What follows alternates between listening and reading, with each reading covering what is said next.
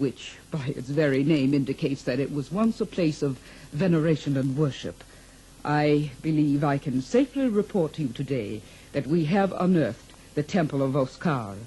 It is not large as temples go, but it is distinguished from all the others in archaeological history in one important respect. You see, one expects to read the record of vanished races on the walls or frescoed ceilings of ancient temples. Here the record has been placed on the floor. The court is laid out in squares, and in each square are the imprints of feet and hands and words. What do they signify? My specialty is archaeology, not hieroglyphs. But my guess is that they were incantations to the god Oscar. The footprints were perhaps those of his priests, or perhaps sacrificial victims. Can you translate any of them? Well, I can try. Here's one that says, Gloria Swan Song. Utter gibberish. Look at this one. There's the imprint of what looks like spectacles. Yes, that one says, Har Old Yoid. And there's one which looks like a large human nose. Jim, Me, Dur, and E. Wouldn't that appear to indicate that these were sacrifices rather than priests? Oh, quite possibly.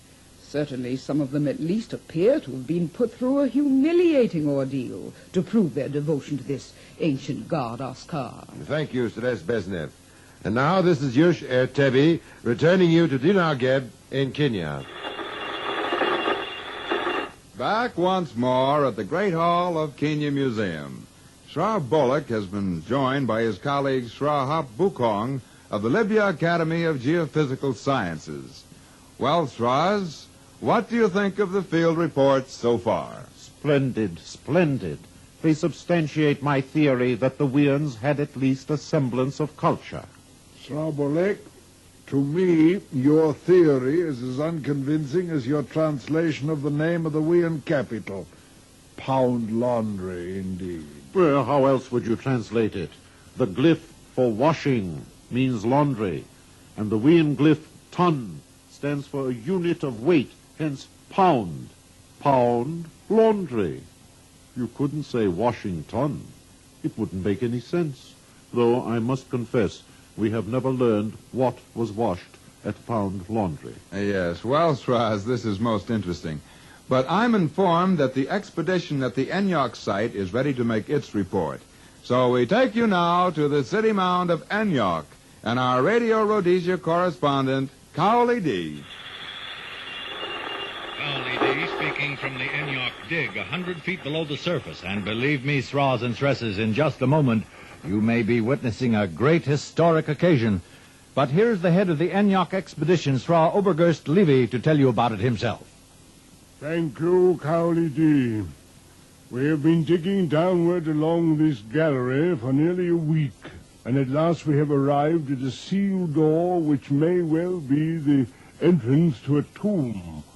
Above it is a glyph which translates phonetically as Macy's Bargain Basement.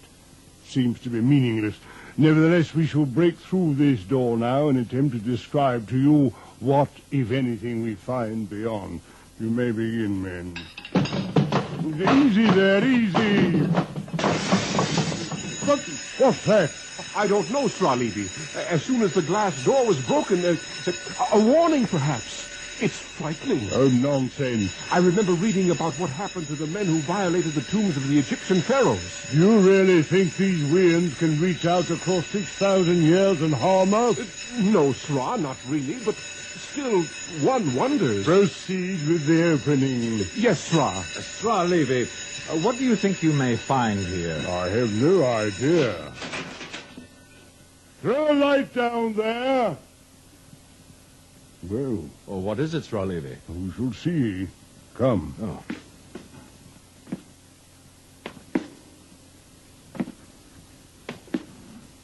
Yes. Yes, it is indeed a tomb. A tomb? Yes. Look.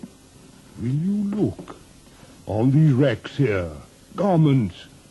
Strange ancient garments. Coats of fur. Kabbalistic symbols. 198 reduced from 225. Yes, and over there, tiny effigies, tiny wagons. And here, bowls and cooking pots in perfect condition. There appear to be more chambers beyond. Is there any indication of sarcophagi or mummies? None so far, Sra. Mummies? Oh, yes, yes. You will recall that it was the custom of many ancient people to bury their kings along with their retinue and their household goods to assure them comfort and companionship in the next world. The Egyptians were most advanced in these matters, up until now. I'm afraid I don't follow you completely, Sra Levy, and I'm sure our listeners would like a further explanation. Oh, dear me, we are on the air, aren't we? I'd quite forgotten. Excuse me, Sras and Stresses, I've been carried away by the amazing significance of this find. We have obviously penetrated the tomb of a great king, pharaoh, president, whichever translation you prefer, of the Weans. A ruler named May-C. Excuse me, Sra Obergerstlevy. You have found the mummy of May-C? No, but in this next chamber, something most strange. Great eyes. Come. Great eyes? This is indeed a strange and wonderful sight, Sras and Stresses. We are moving now from the main chamber of the tomb into a side chamber. And now our light beams are reflected by rows and rows of gigantic glass eyes, each in its own polished box. What are they, Sra Obergerstlevy? Well, I don't know. Each of them has a dial with numbers on it. Now, let me see. The dial is numbered from 1 to 13. Of mystic significance, no doubt. It turns. Yes, but nothing happens. True, but we are not Weans. These strange cyclopean boxes must have held great significance for them. See, Sra Levy? Here on the wall is a glyph. Oh, yes. 1956 model CBS Tel Viz on. Utterly meaningless. But see, the pictograph.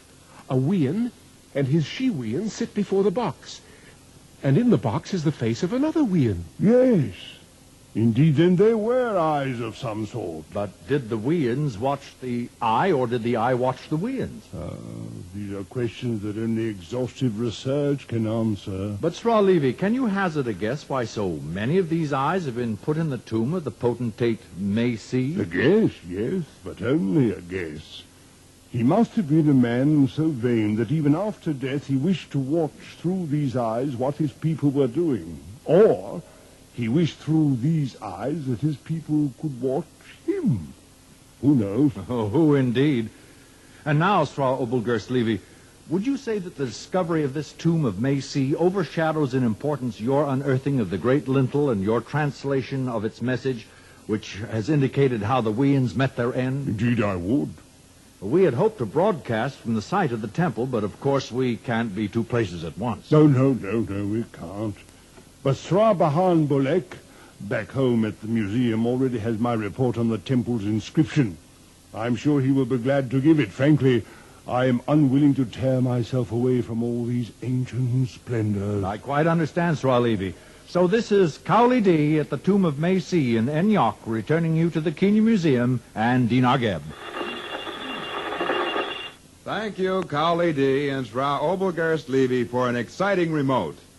And now, Sra Bahan Bolek, I wonder if you'd be good enough to follow Sra Levy's suggestion. Suggestion? Yes, the report on the temple inscription at Enyok. Yes, of course. I must confess, I was so carried away with the magnitude of this newest find, I'd quite forgotten.